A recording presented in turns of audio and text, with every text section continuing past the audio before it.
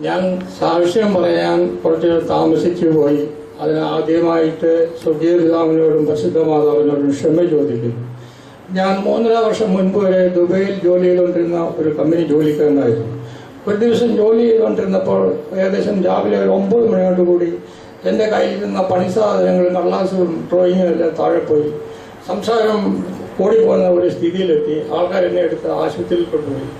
അവർ scanning എടുത്തവൻ പറഞ്ഞ് നിങ്ങളുടെ ശരീരം തളരുന്ന രോഗമാണ്, പെട്ടെന്ന് ഓപ്പറേഷൻ ചെയ്യണമെന്ന് പറഞ്ഞു.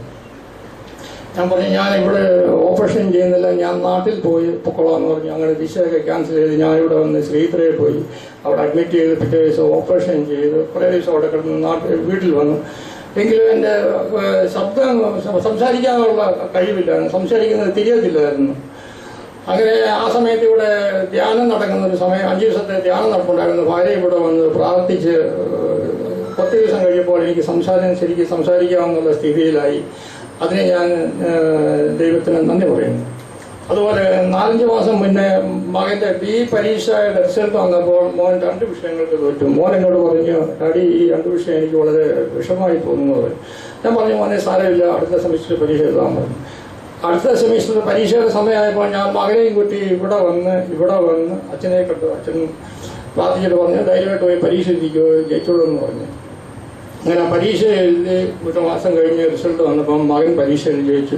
ഇപ്പോൾ ഞങ്ങളുടെ മകൻ ഖത്തറിൽ ഇലക്ട്രിക്കൽ എഞ്ചിനീയറായിട്ട് ജോലി ചെയ്യുന്നു. അതോടൊപ്പം തന്നെ എൻ്റെ മോള് BSc നഴ്സിംഗ് പഠിച്ച ഒരു നല്ല ജോലിക്ക് വേണ്ടി ഇവിടെ വന്ന് അച്ഛനോട് പ്രാർത്ഥിച്ചു. അച്ഛൻ പറഞ്ഞു ധൈര്യമായിട്ട് പോയി ജോലി കിട്ടുമെന്ന് പറഞ്ഞു. ഇപ്പോൾ എൻ്റെ മോൾ സൗദി MOH പോകാൻ വേണ്ടിയിട്ട് എല്ലാം റെഡിയായിരിക്കുന്നു. മോൾ സൗദിക്ക് പോകാനൊരുങ്ങുന്നു. ഇനി വേറൊരു സാക്ഷ്യം കൂടെ പറഞ്ഞില്ലെങ്കിൽ ഈ സാക്ഷ്യം പറച്ചിൽ പൂർണ്ണമാകത്തില്ല. 2013 ജൂൺ 14-ാം തീയതി വെള്ളിയാഴ്ച ഞാൻ ഞങ്ങളുടെ തൃക്കരമ്പള്ളിയിലെ 2ാമത്തെ കുർബാന കഴിഞ്ഞ് ഓഫീസൊക്കെ കഴിഞ്ഞ് വീട്ടിൽ ചെന്ന് കാപ്പി കൂടിയൊക്കെ കഴിഞ്ഞ് പേപ്പറൊക്കെ വായിച്ച് പുറത്തോട്ടിറങ്ങി ഞങ്ങളുടെ പറമ്പിലോട്ട് ഇറങ്ങിയപ്പോൾ ഞങ്ങളുടെ പറമ്പിലെ പുളിയിൽ നിന്ന് കുറച്ച് കുടമ്പുളിയെ പഴുത്ത് താഴെ വീണ് കിടക്കുന്നത് കണ്ടു. ഞാനത് പെറുക്കാനായിട്ട് ഒരു പാത്രം എടുത്ത് അങ്ങോട്ട് ചെന്നപ്പോൾ ഞങ്ങളുടെ അയൽവാസി അവിടെ നിന്ന് പല്ല് തേക്കുന്നത് കണ്ടു. ഇദ്ദേഹം എന്ന് പറഞ്ഞാൽ ഒരു തലയ്ക്ക് സുഖമില്ലാത്ത ഒരു മനുഷ്യനാണ്. ഇദ്ദേഹം ഞങ്ങളെ പലപ്പോഴും ഉപദ്രവിച്ചിട്ടുണ്ട്. അമ്മയെ കല്ലുവലി ചേർന്നിട്ടുണ്ട്, ഭാര്യയെ അടിക്കാനായിട്ട് വടിയെടുത്ത് തോന്നിയിട്ടുണ്ട്, പല പോലീസ് കേസും ഉണ്ടായിട്ടുണ്ട്. അന്ന് ഇദ്ദേഹം പല്ല് തേക്കുന്നത് കണ്ടിട്ടാണ് ഞാൻ ഈ പുളി പെറുക്കിയത്. പുളി പെറുക്കി കുറച്ച് കഴിഞ്ഞപ്പോൾ എനിക്കടുത്ത് കരിയില ഞെരിഞ്ഞാൻ വരുന്ന ഒരു ശബ്ദം കേട്ടപ്പോൾ ഇദ്ദേഹം ഒരു ഭയങ്കര വെട്ടുകത്തിയായിട്ട് എന്നെ വെട്ടാൻ ഇങ്ങനെ ഓങ്ങി വരികയാണ്. ഞാൻ ഇങ്ങനെ കുഞ്ഞി നിൽക്കുകയാണ്. എൻ്റെ തലയുടെ മുകളിൽ നിന്ന് ഇയാൾ വെട്ടുകാരനെ ഓങ്ങുകയാണ്. എനിക്കാണെങ്കിൽ പെട്ടെന്നൊന്നും ചെയ്യാൻ പറ്റത്തില്ല. എന്നോട് ആ സമയത്ത് എൻ്റെ മുട്ടിന് വേദനയായിട്ട്, മുട്ടിന് എല്ലിന് തേയ്മാനമായിട്ട് ഞാൻ പുഷ്പഗിരി ആശുപത്രിയിൽ ഇഞ്ചക്ഷൻ എടുത്ത് ചികിത്സ ചെയ്തുകൊണ്ടിരിക്കുന്ന സമയമാണ്. എനിക്ക് പെട്ടെന്നൊന്നും ചെയ്യാൻ പറ്റത്തില്ല. അന്നേരം എനിക്ക് തോന്നി മാതാവിനെ നിലവിളിച്ച് മാതാവിനെ പറഞ്ഞു, മാതാവെ കാത്തു രക്ഷിക്കണമെന്ന് പറഞ്ഞ് തീർന്നില്ല. അതിനു മുന്നേ എനിക്ക് തലച്ചോറിൽ ഒരു വെളിച്ചം എനിക്ക് കിട്ടി.